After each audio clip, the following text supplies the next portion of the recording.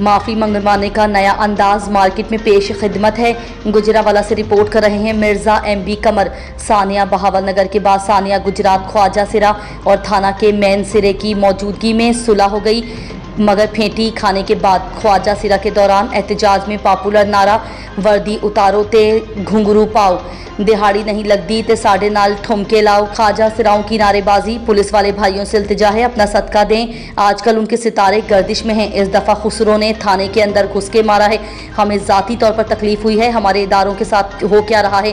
ख्वाजा सिराओं और पुलिस के माबैन तसादुम, छेड़छाड़, एहतजाज की वाक़यात का ड्रॉप सीन।